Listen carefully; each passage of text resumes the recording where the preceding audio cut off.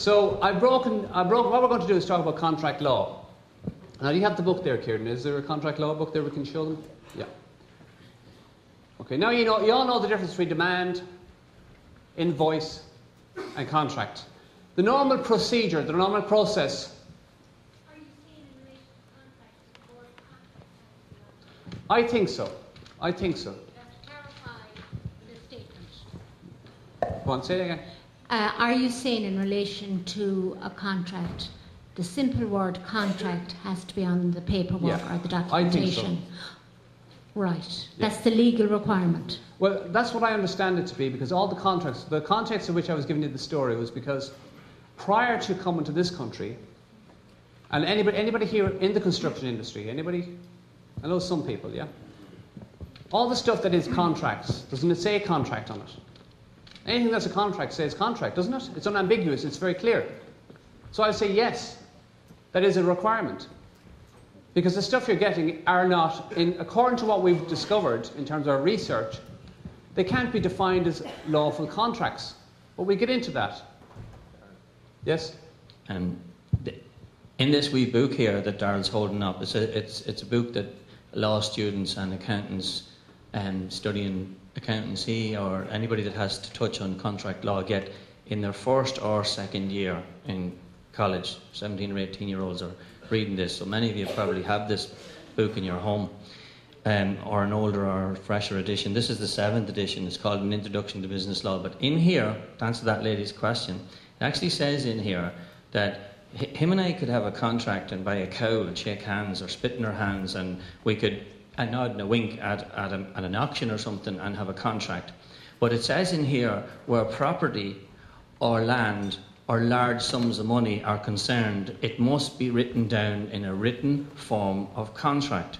Now, it does not say in this book it has to be written down in a written form of facility. It does not say it has to be written down in a written form of agreement. It does not say it has to be written down in a written form of anything else. It says here, if it's property, land, or a large sum of money, it must be written down in a written form of contract. This is a useful book to get. It cost me £2.50 sterling. Very useful book. Who wrote the book? It's written by P.W. Redmond, and there are many editions. Contract law hasn't changed since the Romans, so you get any edition you can get your hands on.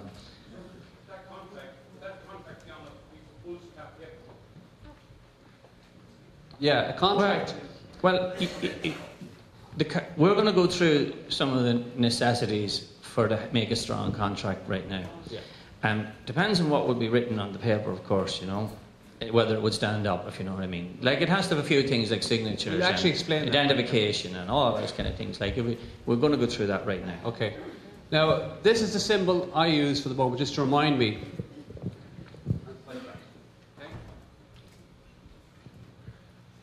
Okay. Now, normally we have, I think it's 6 or 7 parts. I think I've broken it down a bit further for today. But if all those 6 or 7 parts or those constituents within a contract are present, you possibly have a very lawful and binding contract. Okay? If the parts are all present.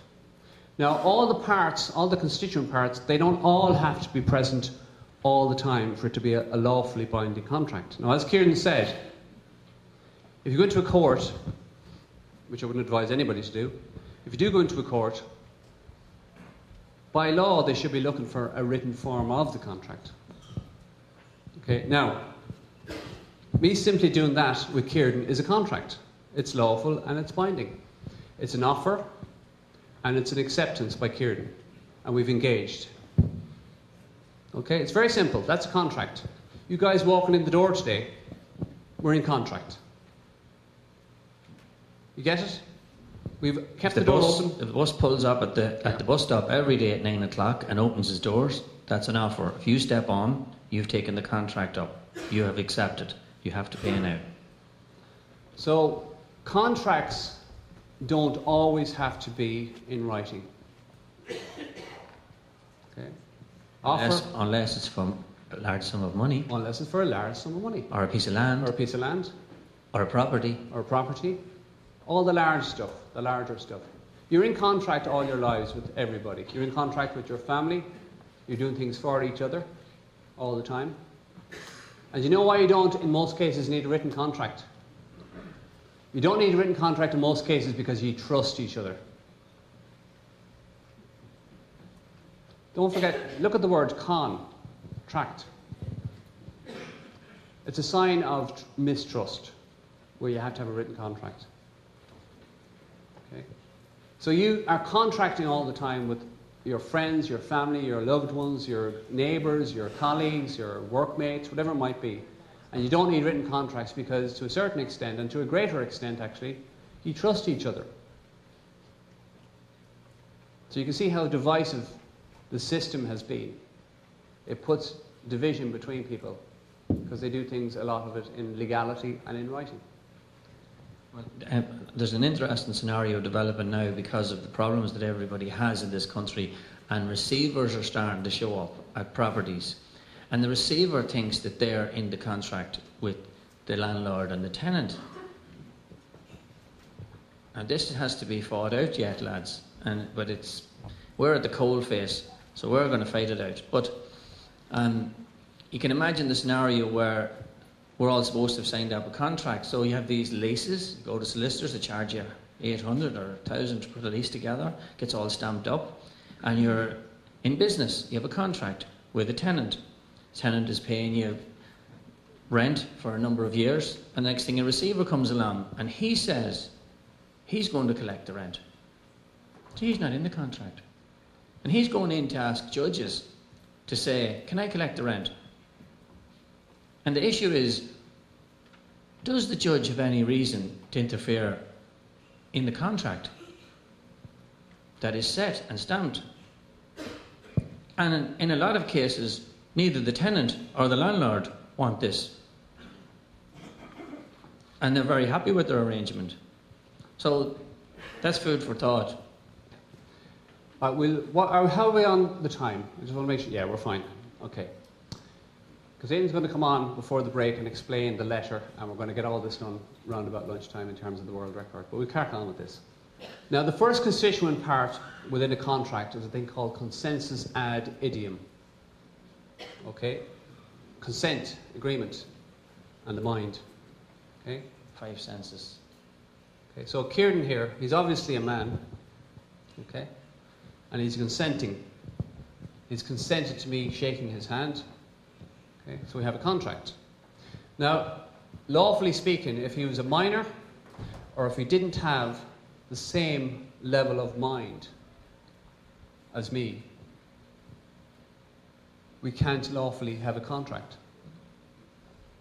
We're perceived to be equal of mind. Does that make sense, lads? Consensus ad idem. The Latin for word con means to join. So we're joining our senses. But if one of us has no sense, well, let's say common sense, and that's not too common these days, but okay, we'll crack on, we'll get serious. If this is a bunch of papers and it's stamped up in an office somewhere, it doesn't have any senses, it doesn't have any sight, can't see, can't hear, can't feel, can't smell, taste, doesn't have the senses. But we have. We have. So that means, lawfully speaking, a lawful court will recognise that these two pieces of paper can contract because they're equal of mind. Okay? Both of those can contract together. These could be trading as, they could be a company, they could be a persona of some sort. It's an exercise we normally carry out if we've only a few people, but carry this out for yourselves. When you get home tonight, lay out all your paperwork and all your cards, everything with the name that you're using on it. Lay it out all on the table and you'll see, like I did, I found 31 variations of the name Darrell with the surname. 31 variations from the different corporations, including the state had 2 or 3 variations of the name as well. So what they're doing is they're creating what they call legal fictions for you. Were you aware of this? Were you aware that when you get a card, when you get a piece of paperwork from a bank or a corporation or an institute or a state body, They've either previously or prior created a trading name for you. And it's usually, in most cases, in capitals. But you'll see the different variations of the name. Sometimes it'll put your middle initial in. Sometimes it'll have a Mr. or a Miss or a Mrs. Sometimes they'll actually make a mistake. They actually made a mistake. One of the banks made a mistake with the name I use. And they spelled it D-A-R-Y-L. And we all know D-A-R-Y-L is a girl. Don't we? Now, the first time this happened to you was when you first got into the system, when you were a very small child, and they give you a birth certificate. And they spelled your name in capitals. Or part of it. And they registered it. So you were now registered in the system under a new identity. That was the second identity that you had. Now, Darryl's talking about loads of other ones that come along where these corporations give you other identities. You know, it'll say on that certificate that you're invalided. I don't know if any of you know that, but if you look at the birth certificate, it'll say in the watermark that this name, this capital letters name, is invalided. So it's invalidated. It's actually, its senses are numb. It can't see, smell, or taste, or anything. That name. Nonsense. It's Nonsense. not. Yeah. So the baby that was born has all the senses, but not the name on the certificate. That's the one that they're coming after. That's the one they're going to tax. That's the one they're going to give a PPS number to. That's the one they're going to trade with you. That's a company. That's a trading fiction. That's legal fiction. That's a persona. If you look up the word person or persona, you'll find out persona means comes from the Latin mask. There's something behind the mask. The baby that was born, the people, the one that votes. Okay.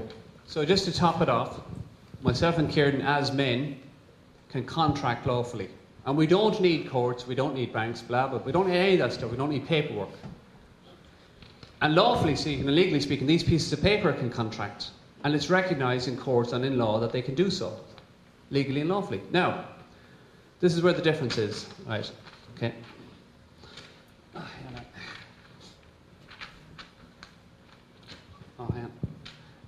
Something wrong here. Oh, I see that. What happened? Doesn't stick. That fiction won't stick to a people. If you're in your right mind, none of this stuff will stick to you. They're trying to make it stick. They get your name, your address, your date of birth, your PPS number, blah, blah, blah, blah, blah. Will you be Mary? Not again. This is for people. Anybody here ever been harassed on the phone? Anybody? Hands up. Come on. By Mary. Okay. Okay. Now, this is for people. Now, it might seem funny, but it's actually very serious to get calls from these different corporations, be it the revenue, be it the bank, be it the state institutions, because they do harass people. And people have been pushed to the edge and over the edge because of this. Okay? We'll make a bit of light of it, but it is a serious matter. But we can see them coming now. We can see them coming. So we want you guys to see them coming and know how to deal with them. And one big clue is they'll put a Mr. if it's a man or a Mrs. when they're asking you, is this Mr. Joe Bloggs? Is this Mrs. Mary Bloggs? Or I'd like to speak to Mr. Joe Bloggs, please. When you get that Mr. in front of it, they're actually naming the capital letters company that you are. Are you going to call me? Yeah. Go on then. Ring, ring. Hello? I'd like to speak to Mr. Darryl Bloggs, please. Who's calling? It's a personal matter. Can I speak to Mr. Darryl Bloggs? Is that you, Darryl? What's your name? I want to speak to you for a moment. What's your name? My name? Oh, well, why do you want my name? Oh, I just need to know it because we have security procedures and protocols here. But my name's and we Mary. screen our calls. Yeah, my name's Mary. Mary, what's your surname, Mary? Well, that's not important. I'm calling from Bank of Ireland.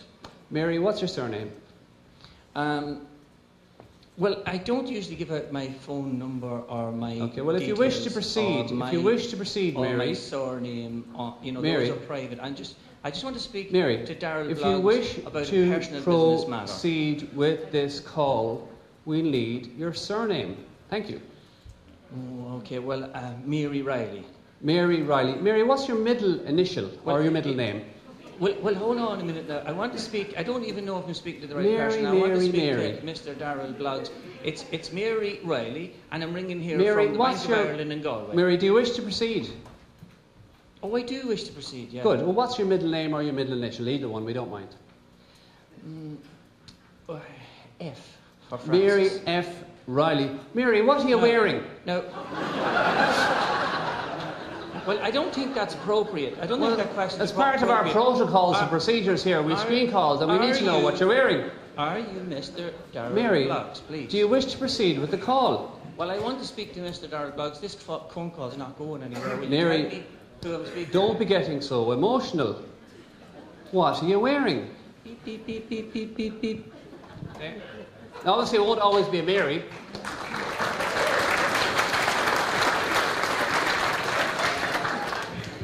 It could be anybody, okay? They don't usually hang on that long, actually. You know, if you ask them the date of birth and the mother's maiden name and a few quick questions, they usually go beep, beep, beep right away. But they were going to ask you, hang on, you stay on the phone and do what you're told. Remember he told you to stand up? Do you want to stand up again? Look, not one. Not one. Thanks very much. Look at him. If you do what you're told, within about 30 seconds, Mary is going to ask you for your date of birth and all of those joinder things. They're called joinder informations that you're going to hand out. She's contracting with you over the phone. She's recording the call, and later on, if there's a row, she'll be telling you that she has a recording of what you said. The ESB are good at that. Yeah, very People good. never think that the ESB are recording them and that they're going to use anything they say later, as they say, in evidence. It's actually, if you listen to the thing they call in the States, the Miranda rights, is that right, Bob? Miranda rights? They tell you anything you say can and will be used against you. Anything. Everything, they should say. They actually should say everything you say can and will be used against you, including the name. If you use the name, it's going to be used against you. And they do. Stop using the names. They're not your names. Who here gave themselves a name? Anybody? Has anybody given themselves a name? You have. Very good. But who else has given themselves a name? The names you're using are not the names that you gave yourselves, lads. Use any name you want. Okay? Even if you'd put them off, you'd say, no, sorry, this is not Darrell. This is Jim or Pat or Mary or Frank, whatever it is. Dad. Or Dad. If somebody asks me, am I Mr. Joe Bloggs? I'm going to say, no, I'm just Dad today. They've been calling me Dad all morning. Dad, get out of the bathroom. I'm Dad. Or They in call my me case, Dad. it'd be Babe. People have... Oh, babe. He calls, yeah. Yeah. Why are you laughing? Well, I sometimes go by Mary. Okay. See, we told you you'd have a bit of fun. It is serious stuff. But if you can get it into your heads, lads, that when these people call you, you do not have to entertain them. You can screen the calls. You don't have to agree with anything. Don't answer to the name. The name. Do answer your phones, though. Don't be afraid. This is what we also Answer every call, but don't answer. Don't say yes, that's me, and give out a whole heap of information about yourself. Ask them questions. Ask them what they want. If it's a friend of yours, you'll soon find out. If it's not, they'll soon hang up, and they won't call again. Our experience is once you do one of these calls with any one of these, They're not laughing at you. They seem They're to put a laughing mark beside your name. Oh, he doesn't fall for it, or she doesn't fall Okay, for the it. camera needs to be... You know, once they know you're not going to fall for it, you'll have no more hassle with the phone, and you'll be able to own your phone again. You won't say, oh, it's ringing, I wonder who's going to be calling. You won't be afraid of the phone. You won't be afraid of the private numbers. Okay, we're going to move on to the next part. It's behind you, Kieran. Watch out. Also, it used to be a werewolf. Well, all right. No. Okay. So we're getting on to the second part. We covered consensus ad idem, and it's basically very simple as we've explained. Man to man, okay. Or woman to woman, or woman to man, whatever it might be. People to people, fine. Pieces of paper to pieces of paper, or legal fictions, fine. Legal fictions and people, no. Courts will not recognise those as valid and lawful contracts. I didn't make this up. It's in that book. It's in the book. Now, next thing. Full disclosure. Was anybody here told? Now, full disclosure goes very deep. There's lots of stuff that you probably were not told.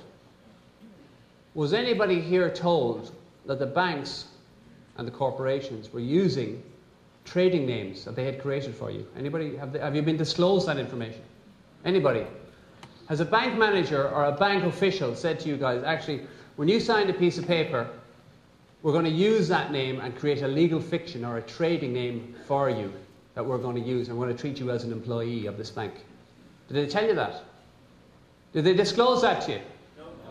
That you're being farmed and you're being used as employees of the bank? Did they tell that to you? No? And one other thing, now there's loads of stuff they didn't tell you. But did they tell you they were going to take your signature and then put it into a box and sell it on and not give you a slice of the action? Did they disclose that to you? Come on, they must have said this to somebody. So is that full disclosure? So far, the banks have 0 out of 2 for valid and lawful contracts. Thus far. Now, we will try to give them points as we go, as best we can. And if you think we're being disingenuous towards the banks, please put your hand up and say, I think they should get a point for that because of A, B, C. Does anybody here in the room think that they got full disclosure from their bank? No hands. One hand. For the record, there's 1,000 people here, and one man says he got full disclosure. Yeah. Is it in the letter of offer? Maybe in private, we don't know. Maybe we're Maybe is it maybe, or you don't know, or is it you know you didn't get full disclosure, or you know you did get full disclosure? Okay, so nobody in the room then got full disclosure. Full disclosure is very simple. You know everything.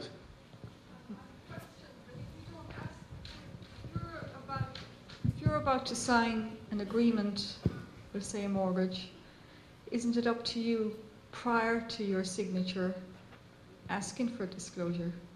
I mean, are you not responsible? I mean, if you're standing up in court later, you could be asked, well, did you ask for what they were going to do with?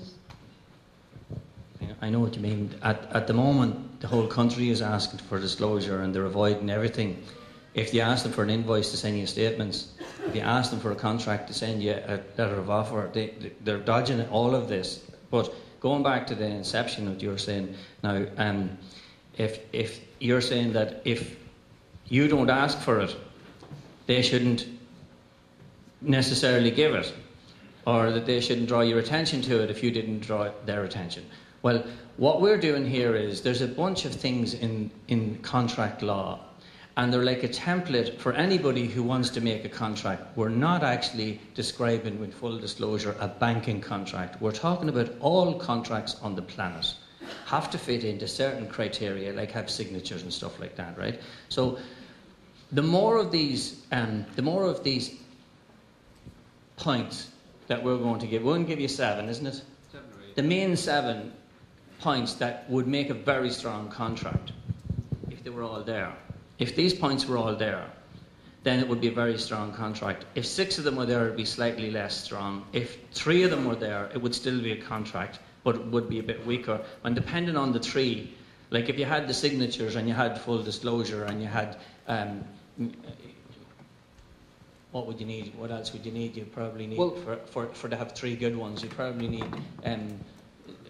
some substance in there. Yeah, valuable consideration. Well, we go through them. Yeah, so in any case, the bank in structuring a paper, which they're going to produce to you as a contract, need to evaluate that from this template. They need to have a number of these points that we're making in the contract for it to be a contract. A lawful contract, yeah. Do you understand? Can So we're going through them, and you have to make your mind up whether or not there's enough in there for the contracts in the first place to be valid. Okay. Look, we could actually spend the whole day on just one of these points, but we won't. I want to say something as well. Some people have asked me about the presentation of the slides and all that. We're actually going to upload this onto a website. So you can take notes if you like, absolutely. But you'll have the whole presentation of the day available to you to download on the internet, okay? We're not going to sort of hold back anything today. We're going to give it, and afterwards then you can download it as well and have a look at it, because we'll want you guys to be presenting this stuff next month. Another thing, just as a point of interest on this full disclosure, if you don't give full disclosure, isn't that fraud? It's like walking into the... Wouldn't you'd imagine that the bank wouldn't want to be in fraud, so they would bring your attention to anything that's in there that needs to be disclosed. Or explains. It's like walking into... I used to be a smoker. Okay, and walking into a shop and asking for a pack of cigarettes and coming out and opening the pack and finding there's nothing in the pack. Okay? The shopkeeper should have said, well, it's only an empty box you're buying here. Okay? Wouldn't that be fair? Or anything. We found out this is all hollow, all this stuff. Now, so we put the wolf in sheep's clothing, or the sheep in wolf's clothing, I'm not sure, it's one or the other. Next point, and this is something you said, Kieran. There's no coercion or fraud allowed for it to be a valid contract. So that lady, that solicitor that I was dealing with, that was coercion. Okay. Now, it's not the first time I've had incidences like that with solicitors specifically. Now, I'm not having no axe to grind with solicitors or barristers. That's obvious.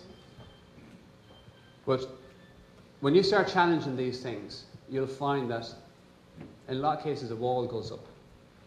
They'll either not respond to you or they'll come on the defensive. Okay? And I think it's actually a good sign when, to a certain extent, they're on the defensive as well. You can plug a little bit more and a little bit more. All you're doing here, lads, is asking questions. You're doing a bit of research and you're going to go away and ask questions. Sorry, does that lady have a question? Yeah. Kieran? Yeah.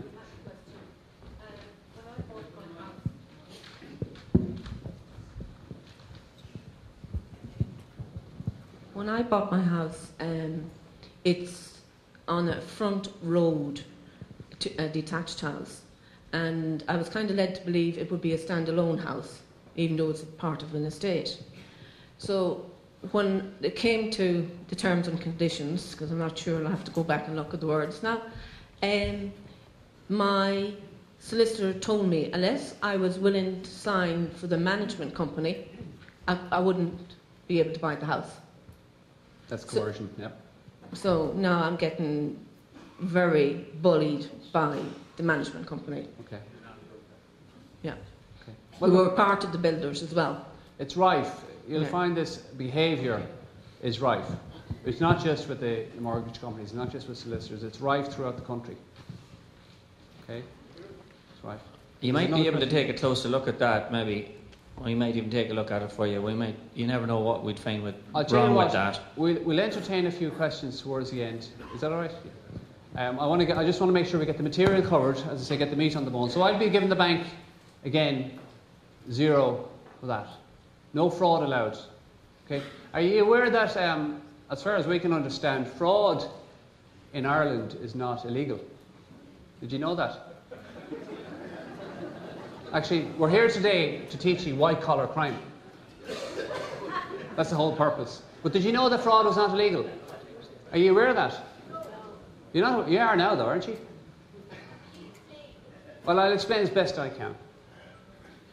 The question arises for me, why have none of the bankers, and I'm not talking about the guy in the branch, the local branch, why have none of the senior bankers, senior politicians, senior barristers, senior judges, why have none of these people been locked up? It mustn't be illegal what they're doing. They're getting locked up in the States, they're getting locked up in Iceland, aren't they? Now, I'm not saying you should lock people up, I don't agree with that. But it's just a reflection of how deep this goes and how high it goes. We'll probably give them a bonus. A bonus.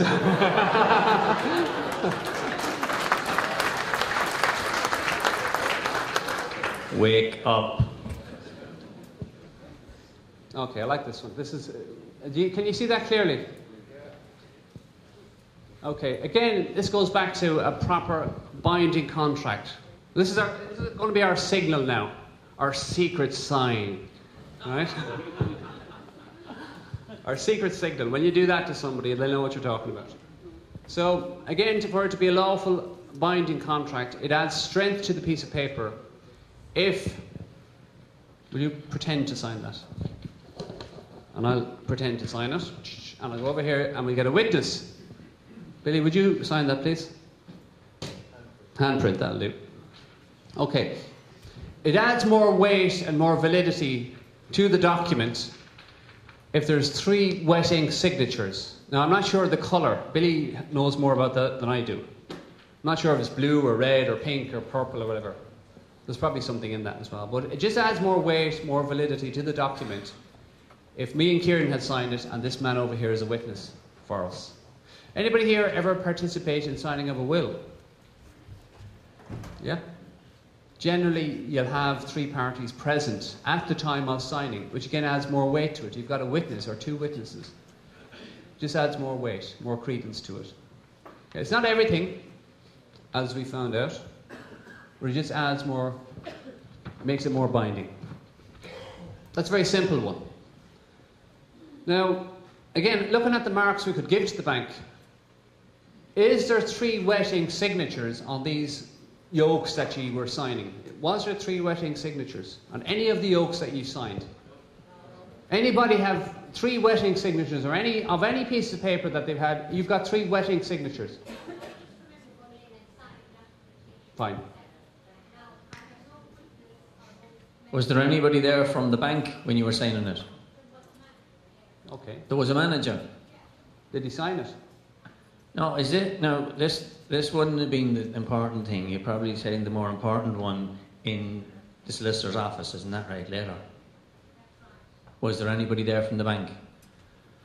Okay, so the thing you signed in the bank was probably valid for a month. It was probably a letter of offer and it was valid for 30 days or something. So something that's only valid for 30 days is not much good. It's the 20-year yoke or something like that. Big long term on it. That's the one. And that's usually signed in the solicitor's office. And we have yet to find anybody that signed that in the presence of a bank. Well, a bank can't really have presence. They're not real, are they? Anyway. Right, the reason we have that graphic is because very often you will find that on letters you get, some letters you get, there will be signatures on some letters you get through the post. But very often you'll find that the bank, this is Kieran's, I'm opening Kieran's lines here, the bank have grown arms and come out somehow and signed the document. Did anybody ever get a solicitor's letter signed by the solicitor's corporation? Yeah, actually, the legal entity, for some reason or some magic, has actually grown arms and signed its own piece of paper. Most of the times you get these pieces of paper through, they're not signed by real people. That's because they're operating in commerce. They're operating in a fiction. And they're trying to fool you into believing that what they've done is real.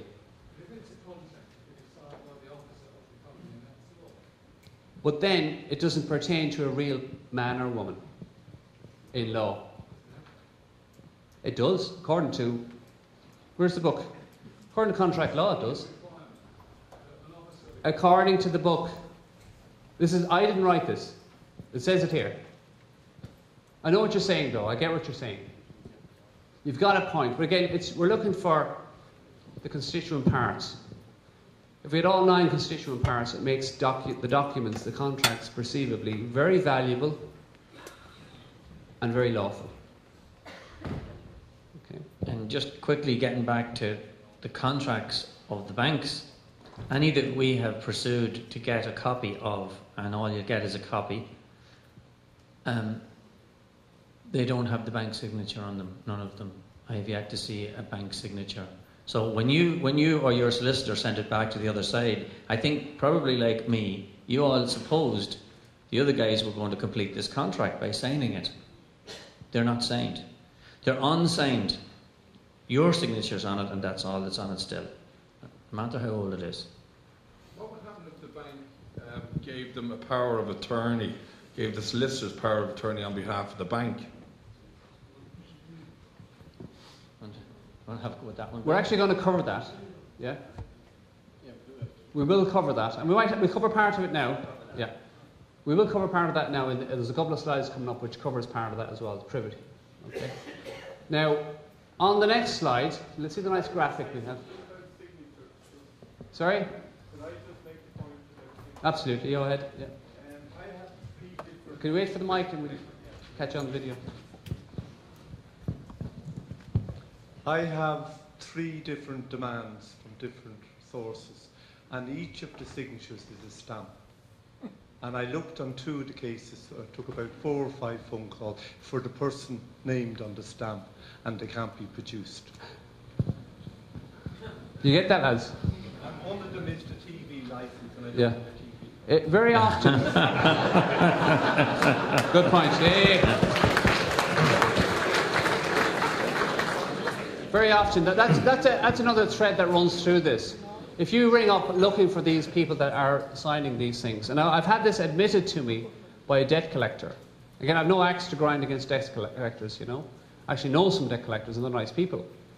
But I've had a debt collector that I wasn't friendly with admit to me over the phone that they actually do use made-up names or pseudonyms or whatever you want to call them. They actually do use these things as devices, as references as well. If you say Joe Bloggs writes to you, and you ring up and say, I'm looking for Joe Bloggs, they'll know immediately who you are and what it's in connection with. It's their code in some cases. And they do it all the time. It's pretty standard practice, he said to me.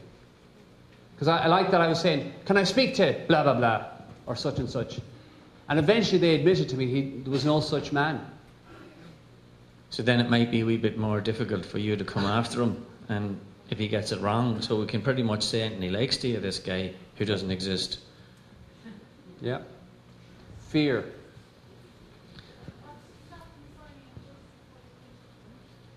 What?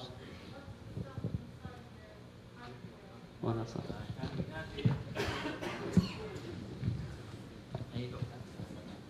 Sorry, if the mortgage doesn't have 2 signatures now, if the bank haven't signed it now, what's to stop them signing it 10 seconds before they go into the court? Absolutely, yeah. Well, that's fraud. Yeah, because they've sold it and somebody else has it. Yeah. That's why. But there has been cases of that in the States, and I don't know if Charlie, are you here? Charlie's not here, is he? No. For a second. We had a guy who does some research in the background for us, and he's uncovered, I think it's fairly common knowledge with people that research this material, of a group of people that are out there. They're paid to sign documents for the banks. In other words, banks are creating forgeries. Okay? Lads, you're not dealing here with people that are... No, I'm not saying the people. I'm not saying people. The system is not honourable. It's protecting itself. It's defending itself. Perhaps, yeah. Yeah, they inflict a lot of pain. But a lot of people are just not awake to what's going on as well. So we're not apportioning blame to people. Darryl, can you just tell them what a promissory note is? Yeah. For those who don't know, a promissory note it's almost like an IOU, or it's a cheque. So a cheque is a promise to pay money that's backed up somewhere else. And let's just say, straight out here, that the bank used your signature and converted your document, your contract, into a promissory note, into an instrument of currency. A conditional instrument, but an instrument of currency. All the others other than the note, this here is unconditional. If I drop it, somebody else can pick it up and use it. But the cheque has to be signed and it has dates and it's got conditions on it. And so does this contract. It has signatures and dates and things, like a bit like a cheque. Now, if I give somebody a cheque in a purchase and they're on the way home with that cheque and run out of fuel, and if the guy in the fuel station knows them, he'll say, I'll take that cheque, I'll buy that cheque, but you have to sign the back. The person who signs a promissory note last is responsible. I'm off the hook now. The guy who gave it to the garage is responsible. He signed the back of it. That's who, if it's not paid, that's who he goes after. The guy in the garage gets paid from him, not from me. Now, you can have a little think back now why your contract mightn't be signed by the other side. If it's now a promissory note, if it's now an instrument, and it's out there floating around being sold on and signed again on. Last man who signs responsible. Now, let's move on. Okay. Anybody here have their pension increase in value recently? Okay. You see, Kieran was talking about the promissory note making its way. It's on a certain destination, and Billy's going to talk about this as well. It goes to a certain destination. A lot of these promissory notes, mortgages, whatever you want to call them, loans, whatever you want to call them, have ended up in pension funds. And if there's no cash flow, the value obviously goes down. Now, who withdrew the cash from the system? Where did the money go? Who withdrew the money from the system? Okay. Anybody got any cash on them? Anybody got a note on them? I want to borrow it for a second. Yeah, this man here, you look like you've got a few quid on you. I'll give it back to you, I swear to God. I'll give you a note. Yeah. And this is an exercise everybody can carry out. Where's the matches? Thank you. Now, you see how easy it was to take his money? No, I want to give it back to you. Right. Well, sorry, what's your name? Charlie. Charlie, is that your money? Okay, can you show me where your name is on it?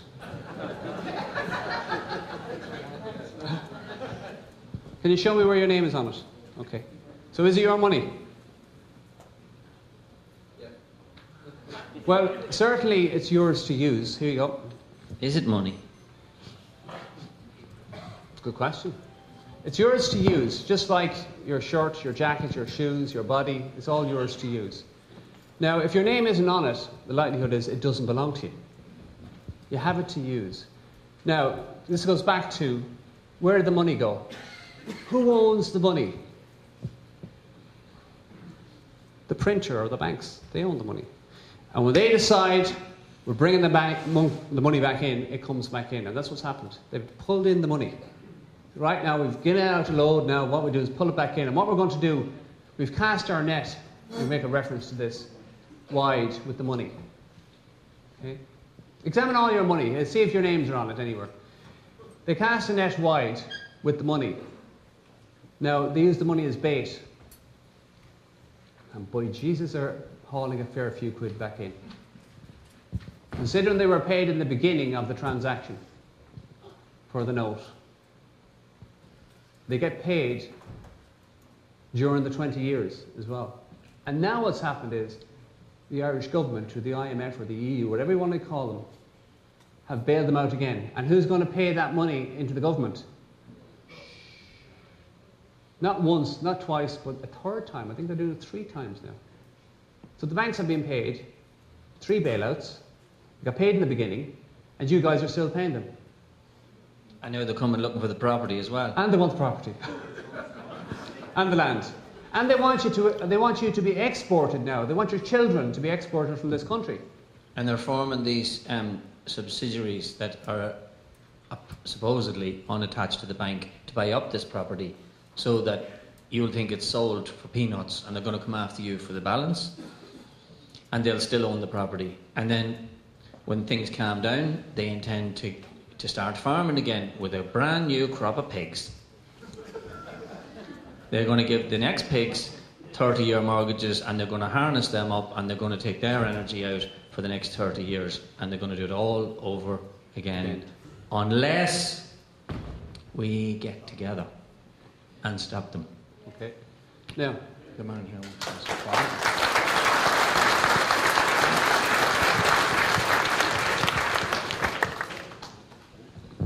When the banks, say, set up a mortgage, have they insurance cover themselves on them?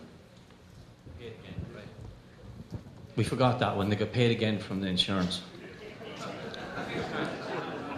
How many times does a bank want to get paid? you stop chewing. I was told to tell you to stop chewing. Okay, we get on to this valuable consideration. We haven't got our props, have we? Got some props there for this? Yeah. I have a couple of props here. You take those. Now, as you can see, I have a box here. And I perceive this box has got value. It's got value to me. I put stuff in it. I used to put shoes in it. Okay? And I use it now. I'll be using it for the envelopes later on to gather up all the envelopes for the world record. So I perceive it's got some value.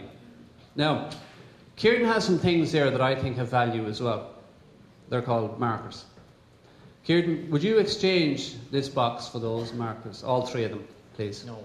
Why? Because that's only worth 2 markers. I'll give you 2 markers for it. Ah, come on. Yes, fair.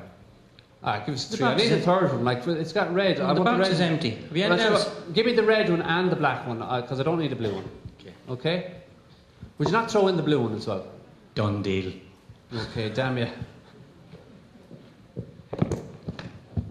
There you go. Everything's going on. Now. Okay. Kieran's got his box. In consideration. Your consideration. He's got his valuable consideration, and I've got mine. Now, I perceived that the box was worth something, and I perceived these were worth something. You guys might think, what the hell is going on with these two? It's crazy. That's crazy. I mean, it goes back to valuable consideration. I think it's got value. He thinks it's got value. It's very important that we perceive it has value. Okay, so when you walked into the bank, what did the bank perceive that you had was of value? Yeah, you have it. You're quick. The lads in Monaghan, you're not all from Monaghan, are you? No. The signature, the sign of your nature, they perceive that that's got value, and it does, because they were able to sell it on. Now, for giving them your signature, you went with valuable consideration to the bank. You believed it had value. They knew it had value. In return for that signature, what did they give you? A death grip. You remember? A mortgage. A death grip. And by Jesus, they're going to grip. That's what they've been doing, and they're going to continue doing it. Squeezing. Squeeze the life out of you. And they've done it already to a lot of people in this country. They've squeezed the life out of them. That's what the valuable consideration was. Now, I don't perceive that is equitable. I don't think that's fair valuable consideration. Now, they'll say, ah, yeah, but look, you got the facility in exchange for your life. You're not going to pay once, you're going to pay 3, 4, 5 times. And we're going to take your property. And we're going to export you off to another country when the time is right. And your children. And then when your children come back, or your children's children come back, we're going to harvest them up. More valuable consideration. You're getting nothing in return, lads. So I'm giving the bank 0 out of 1 for that one. I don't know what you want to say about it. What do you think? You see the young lad here and the young lady? Valuable consideration. He's given her an orange, and she's given him a rose. Value. It's very simple. A fair exchange is no robbery. You guys have given your signatures, and they've given you nothing for it. Is that clear? Okay. What money? Where does the money go? Who has the money? Who has the money now? Who has the money now? Where is the money? The bank have it. You never really had it in the first place. We had all these promises working at the way up at the top of business, and people wrote promises to other people who wrote promises to other people who wrote promises to other people. Is that the money you're talking about? And down at the bottom, we were using the change, 46 euros out of every 100 in the cash machine or whatever. But up there in business, all that money just went.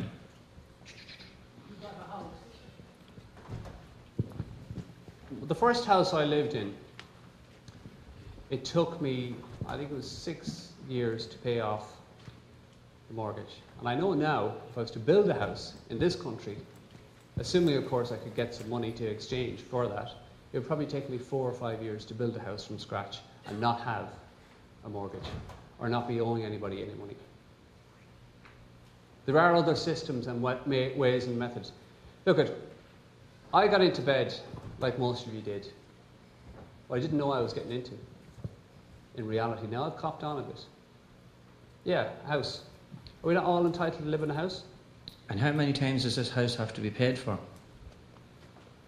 We just told you 4 or 5 times how many times it's been paid for already. Sure enough. Enough. Enough is enough. With that valuable consideration, did you not give your signature to something that you put value on? Correct. You did, yeah. Then how does that break? You by your signature. Hang on. Sorry, just that, the fourth item, I think, ensure valuable consideration. Okay? So you gave your signature in exchange because you believed the mortgage was valuable. Right. You assigned value to it and you gave your signature. So that part of it is legal. Where have the bank not given valuable consideration? Okay. I believe that the bank have not given valuable consideration because the bank still have the money, whatever that is. And they're looking for more. And they've been paid out by the so-called taxpayer. Yeah? But you've used the money that they've given you to pay the builder? Yeah. And has the builder got the money? The builder paid the supplier with a cheque, and the supplier paid his employees with cheques, and it was all promises. It wasn't wheelbarrows full of money. Tell them the one about the prostitute. I know there's a couple of people want to ask. I know there's a couple of people that want to ask questions over here, and we'll get to it. But he wants me to tell you a story. Now, the way this story was told to me, it was a western town. John Wayne, you know, Clint Eastwood style town with a few bushes blowing up the middle of the street. And the train pulled in, and this guy got off in a suit, and he walked into the hotel, and he said to the guy in the hotel, "Do you have any rooms?" The clerk said, "Yes, sir, $100 for a room." And he said, $100? $100? In his Monaghan accent. He said, "That's expensive." He said, "If I give you $100 and I walk uptown and I can't do any business here and I don't stay in your room, will you give me the $100 back?" The clerk says, "If you don't go in the room, I'll give you the $100 back." So he parted with the $100. He went out to see if he could do any business. A few hours later, the clerk reckoned he hasn't come back, everything must be fine. The clerk owed the butcher some money, so he went and he gave him the $100. The butcher owed the carpenter some money. He owed him $100. He gave him the $100. The carpenter, he was having a wee thing with the prostitute who lived in the room behind the hotel, and he went round to see her and he said, "Any chance?" And there's that $100 I owe you. And she said, "Well, I better go in and pay me bill for the room." And she went back into the clerk in the hotel and she gave him the $100. JP Morgan arrived, the man arrived back and collected his $100 and got in the train and left town. And everybody got paid. When the banker left the town.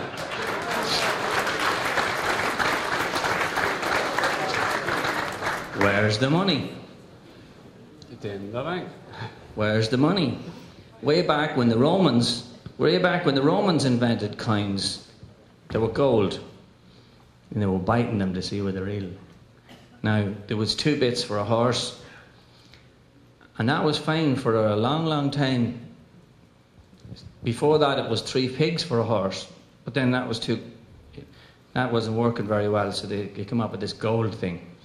And then the gold started to get stolen, and people wanted to rob gold off other people and kill them for it. So this guy called Knox, he decided he had a big cave and he thought that was a very safe place, and he'd put a few guys at the front of the cave and he'd keep all the gold there, and he'd write you some IOUs. If you give him 20 bits of gold, he'd keep them safe, and he'd give you a 20 IOU.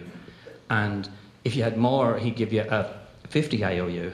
And he did 10s and 5s, you know, with the 3 tenors, well, we're 3 5ers. So anyway, way back then, Mr. Knox had all the gold in his cave, and people got used to trading with the IOUs only. But the great-great-great-grandson of the horse dealer was selling a horse. And somebody came with these bits of paper, and he said, "Oh, no," he said, "bits of gold." And this guy said, "Look, leave the horse there till tomorrow, go up to Knox in the cave, give him these 2 IOUs, and he'll give you 2 bits of gold. And if you get them, give me the horse tomorrow." And it worked.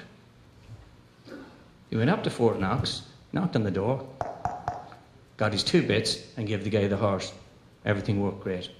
For another few hundred years, until some guy showed up with a fucking book that you could sign down at the bottom and put a date on it.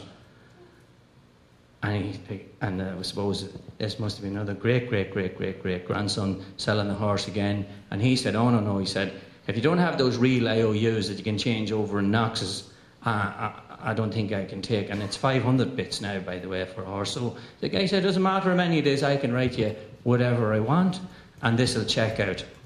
So he wrote him one of these check things, and your man went down to the Anglo shop, and he gave it in there, and they give him the real IOUs. And he gave the man the horse the next day. And that was working fine for a while, until some guy another 100 years later showed up with a bit of plastic looking for a horse. And this family, who was horse dealers, they said, "Oh my God, hold on. It just keeps changing all the time. Somebody's arrived now with a bit of plastic." And he said, "Have you not got a machine?" I said to him, "No, we raise horses here. We don't have a machine that can make money from plastic." "Oh, no, let's go down to the Anglo shop." So they went down to the Anglo shop. Guy put this plastic in a little machine and put some numbers in. And our fella that was selling the horse says, "Well, nothing happened." "Oh, it did, yeah. Well, I didn't get any money, so you're not getting the horse." So the man said, "No, you got the money. It went like on the internet." Call the girl over. So he called the manager over in the bank. And the manager says, "What do you want?" And he said, "Well, I want my money." And she says, "That went electronically. That was a plastic card transaction with digital money, and we digitally sent it over. You didn't have an account here, so we opened one for you, and we put it in there." And he said, "No, I'm not giving him the horse, missus. He's not getting any horse unless I see the money." So she said, oh, sorry, sir. And she gave him a statement, and off he went with the statement. Oh. There it is, written down there in the statement. There is no money. Wake up! There is no money. You're using tokens that somebody told you the other guy in the shop will be able to use to spend in the fuel station, who'll be able to spend somewhere else. And we get used to using them. And this token here doesn't say much. Like the old ones used to say pay the bearer and everything. This one says nothing. So maybe it's worth nothing. It doesn't say it's legal tender. Have you ever examined the notes? It doesn't say it's worth silver or gold or anything. You might as well be using monopoly money. In fact, that's the game. So these yokes that we're calling are the Dutch? No, they're not Dutch marks. Not yet, right? No. Well, okay, no, the euros. Sorry. And these euros that are controlled by people in fantastic positions that have worked their way for 50 years up there into great positions to control all of this are giving you tokens.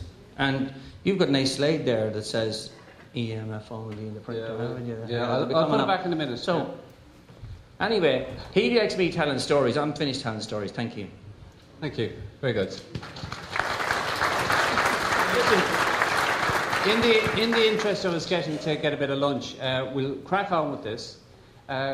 Towards the end, when Billy comes on, we'll also be we'll stand up here or sit up here, and we'll ask or we'll answer questions as best we can. So we crack on with this. We get through this contract stuff. We're nearly there. Fair play to you. Right, now Billy will elaborate on this as well. Third parties. So in summary, basically it means that no third party can interfere with our contract. They can't assume rights or liabilities. It's that simple. It says it in black and white. It says no third parties can incur rights or liabilities in a private contract. That's unambiguous, that's clear. It just says it. It says it in the book. No third parties can incur rights or liabilities. That's it. Now that also pertains to more information about what we found out about the banks, but Billy will get into that. So I'll crack on with this. I'm going to give the bank another 0 for that. Alright. That's the best graphic I could find. Certainty of terms. Okay, very important.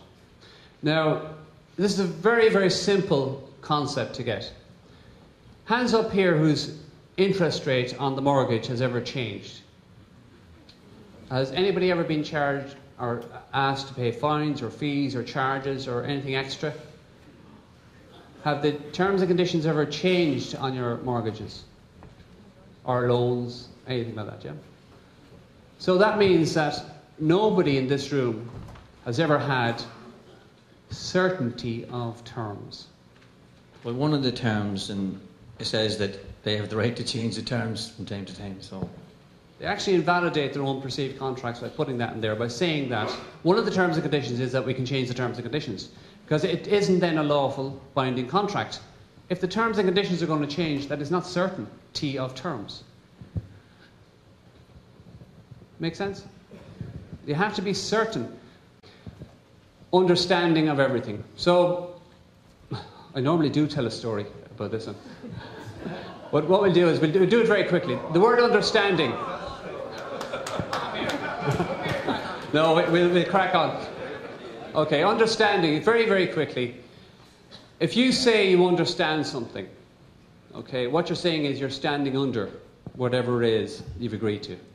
And when you stand under something like that bridge, like this man here, he seems quite happy to be understanding everything. Okay? If that bridge collapses, what's going to happen to him? He's dead, he's gone. Okay? If you understand stuff, okay, what you're saying to anybody is that if you say with a contract, I understand that, or you sign it, you're agreeing to everything. Everything that's ever been written in these books, in legality, you're agreeing to. So get the word understanding out of your vocabulary and say, I don't understand. Okay? Now, I'll move on from that. There is a long story to tell, but sure. Now, I'll close this off because I know Billy's going to get into this as well with some of the stuff he's going to cover.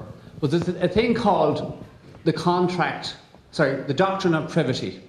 And again, it's just to reiterate that a contract is a private relationship between two parties who make it, and no other person can acquire rights or incur liabilities.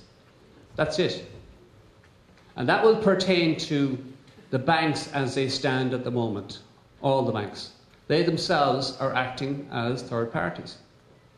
Now with that, what we'll do is, as soon as you get back after lunch, I'll leave this box here.